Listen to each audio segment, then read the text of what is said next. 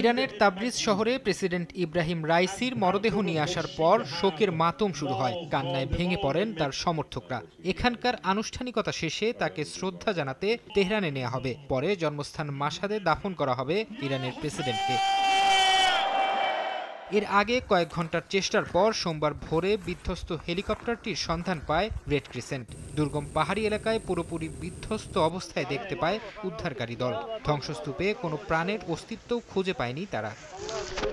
পরে ইরানের রাষ্ট্রীয় টেলিভিশনে দেয়া এক বিবৃতিতে প্রেসিডেন্ট ও পররাষ্ট্রমন্ত্রী সহ ৯ জনের মৃত্যুর বিষয়টি নিশ্চিত করেন ভাইস প্রেসিডেন্ট মোহসিন মানসুরি। যদিও বিধ্বস্তের কারণ সম্পর্কে এখনো কোনো তথ্য জানায়নি ইরান সরকার। দুর্ঘটনা নাকি নাশকতা সেই বিষয়টিও পরিষ্কার করেনি তারা। তবে সামরিক বিশেষজ্ঞদের ধারণা, বৈরী আবহাওয়া ও ঘন কুয়াশার কারণে বিধ্বস্ত হতে পারে হেলিকপ্টারটি।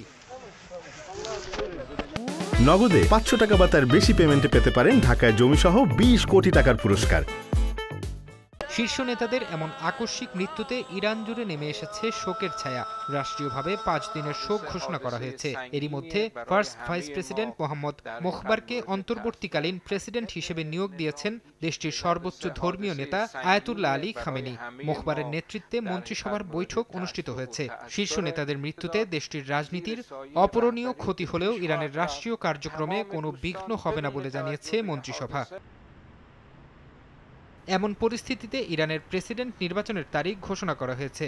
আগামী ২৮ জুন এই নির্বাচন অনুষ্ঠিত হবে বলে জানিয়েছে দেশটির বিভিন্ন গণমাধ্যম। ইরানের সংবিধান অনুসারে প্রেসিডেন্টের পদ শূন্য হওয়ার পরবর্তী ৫০ দিনের মধ্যে নির্বাচন অনুষ্ঠিত হতে হবে। ফলে দেশটিতে আগামী ২৯ জুনের মধ্যে নির্বাচন অনুষ্ঠানের বাধ্যবাধকতা রয়েছে। ফারহাদ চৌধুরী, সময় সংবাদ।